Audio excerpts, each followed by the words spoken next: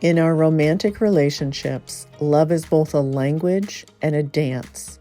But for neurodiverse couples, the journey can feel both beautifully unique and sometimes incredibly challenging. I'm Mona Kay. I'm a social worker. I was married for 30 years, didn't know I was in a neurodiverse relationship until my 29th year of marriage. And I have been the host of the Neurodiverse Love podcast for the last 4 years. We are giving neurodiverse couples an opportunity to share their stories, the strengths, the challenges, and the differences of being in a neurodiverse relationship.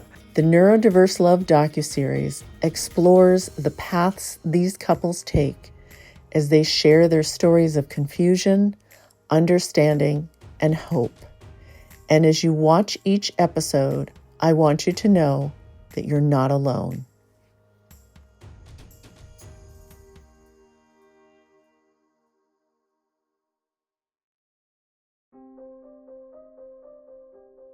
I'll say something in a way that it starts with a slightly off premise. I'll say, do you remember when you said to me, and I'll quote it back, and I'm not too literal about these things, and I get that wrong.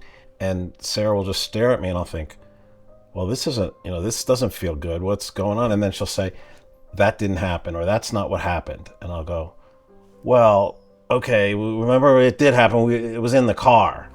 And I'll say, I never said that.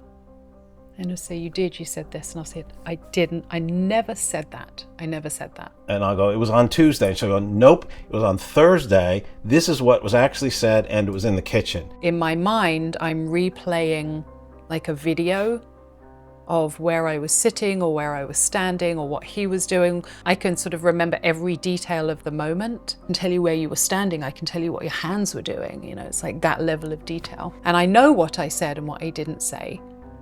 And I get so stuck on the fact being wrong, like the script being wrong. Maybe even in a minor way. In any way, yeah, minor way, that the emotional piece doesn't even register. It doesn't even get there.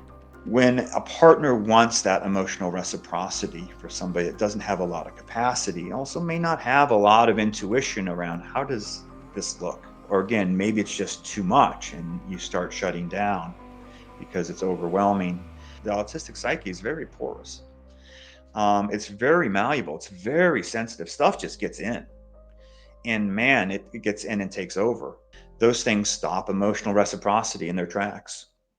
I start being logical in my mind and I'm thinking, well, how is he being emotional about something you didn't say? That's ridiculous. You didn't even say it.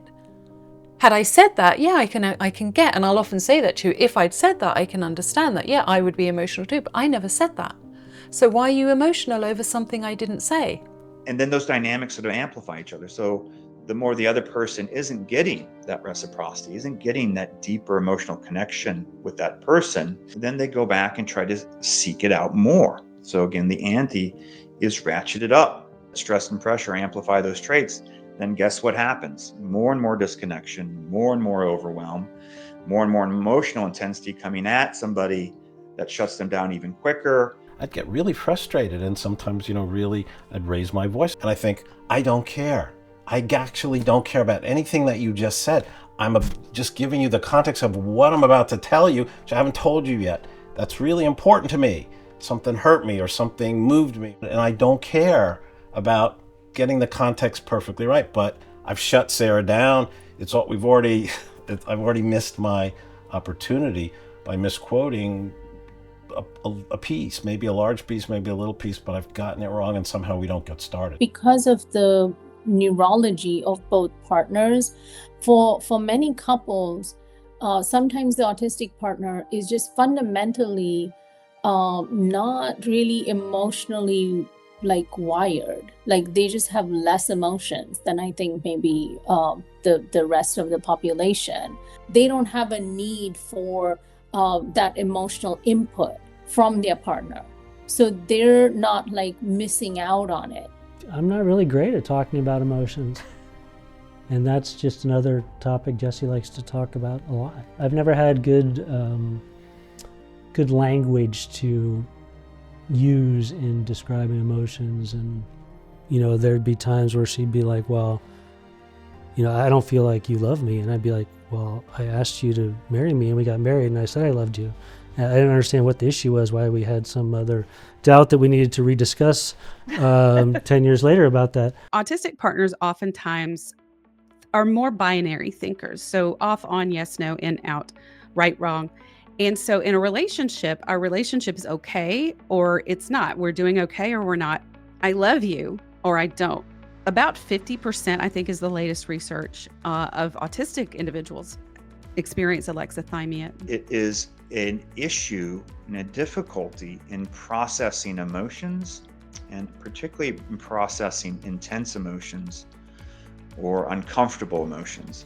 But there's an emotional intensity piece here that sort of short circuits the autistic mind. I still don't understand why it's so hard and what you don't pick up on. Just as you say you don't have the language for emotions, I don't have the language for why that feels different. Because he'll say, well, tell me, and I don't actually have a language to explain it. And so I would try to explain to him how this was going and what you were supposed to do, and he would take that as criticism. It was probably about halfway through that journey that we discovered the neurodiversity, and with that language, I was much better able to explain it. It can still be very difficult to communicate when there's pieces of language that are missing for one or both partners in that interaction. So if one person is being very informed by their emotions, by their feelings in their body, and another person can't even relate to what that means, if this is a big difference for a couple, it can be so alarming, disconcerting, confusing, and can create a lot of conflict if couples really don't even know that they don't understand emotions the same. Once they get that, it's easier for them to recognize what the other one needs or what their behaviors even mean or don't mean. Even now that we know, I think we still misunderstand all the time. But now I know I'm misunderstanding. I just can't even explain to you why it's a problem. Now I understand that it is, but there is no language to explain that on either side. If you do struggle with alexithymic traits, then you also need work on emotions and with emotions, understanding how to process emotions. And it can lead to, strong adaptive responses of repressed emotion. It can also lead to some emotional gaps in range. And those ranges tend to be in those higher, most sophisticated emotions that we might think of as like joy, love, compassion. When Manisa gets emotional, for me, initially, it was, okay, you go to your corner. When she's done, you come on back out, so I didn't know how to deal on a lot of things. Now, it's not just with her being sad, but even in joy. It's like I didn't even rejoice in some things. Remember we went to Universal Studios for his 50th birthday. I'm like, this is the happiest place in the world. People, of course, were reacting to it and screaming. And we get off and I said, are you not enjoying being at Universal Studios? And he said, I'm having a great time. I said, I definitely wouldn't know it. And then he said, you said, I'm having a great time inside. Yes.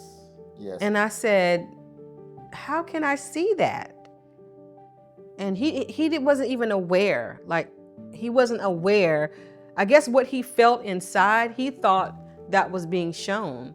We have to practice our own self-regulation to know how to regulate ourselves and how to take care of ourselves. So we're not necessarily expecting the other person to do that or to be able to do it all the time, and allows you to be like, okay, I know I'm wanting some connection. I can take care of what's in here. And that allows me to slow down. It calms my nervous system. And then it gives me a better chance of making that connection. What I've learned about myself is that I internalize a lot of stuff. And I didn't grow up where a lot of emotions were shown. So when I see it, it's brand new. I don't know how to react. You have to be attuned to the stress and the context of each other's lives. You have to be regularly and what I call communication rituals. You need to practice rituals that help connect and track each other's stress and emotions. So also you don't just run into each other from the wrong place or from a misattuned place where my capacity is absolutely gone, but you really need connection and you haven't read that at all, and it leads to a huge blow up and huge disappointment and resentments on both sides. We had a conversation once about, showing joyful emotions and, being happy and excited. Willie had gotten a promotion on his job when we first got married. So we waited for him to come in and we had, congratulations! And we clapped and he was just like, and so I went in the room and I was like, what is wrong with you? And later on when things calmed down, I said, please help me understand, what is it that makes you uncomfortable being celebrated? And he said, I feel like if I were to show a big emotion and be demonstrative, that all eyes would be on me. Yeah. And he said, so I don't do that. And he's like, that just makes me really uncomfortable. Because it's like a shock, it's like, first of all, it's like a shock. And so there's no fixing. If you want to fix it, try not to. But you can ask more questions. You can use reflective statements. You can use added empathy. Honey, that sounded really difficult. Did you want any feedback on it? And sometimes she's like, no, that's good actually. Because if I would have just given her that feedback, things wouldn't have gone well, right? So, okay, I'm glad. She doesn't need that. So now I know I can step back. Okay, I can step back, I can take care of me, and I can just be there for her. So one of the ways that I help couples to bridge that gap of emotional disconnect is that we use something called the relationship schedule. The daily things that other couples take for granted, it just doesn't come naturally to the autistic partner, like how to behave in a relationship, like greeting your wife when you wake up, giving them a cuddle or a hug, or saying, hey, I love you, like, let's have a great day.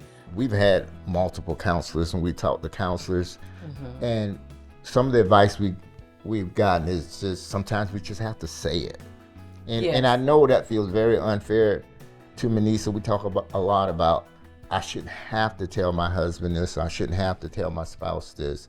But sometimes because of the differences, we have to clearly express, especially you to me, like, hey, I'm sad right now, I need a hug, or can you just come and whatever. A big part of emotional reciprocity is it has to be practiced more so for an autistic person. And also there's only so much an autistic person can maybe take emotionally. I have to do my translating. I have, I'm an IFS, a certified IFS practitioner, and so I have like parts, my translator parts that will come in, and they'll sort of be they're like my neurotypical parts, my translators, and they'll come in and say, okay, so what he's actually looking for is he's looking for you to do this. And then I can sort of like, in a way, and don't take offense at this, and I'm kind of giving away one of my secrets. Just do you. But sometimes I have to fake it initially in order to it's like my battery isn't connected, my emotional battery isn't connected. And so I have to fake it to jumpstart the battery to then feel the actual emotions. Oh, my actual emotion? Or the reciprocity that you're looking for. Like sometimes I just don't feel it. I can see that's happening. And so I have to fake it a little bit. And then the engine revs up and then I can actually do it. Yeah, I can see that. I'm not offended by that. Okay, good. Really, we want folks to know they're not alone, that every neurodiverse couple has strengths, they have challenges, and they have lots of differences, but with the right resources and the right support, they can thrive.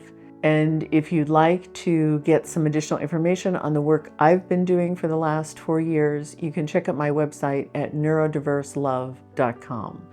Thank you so much.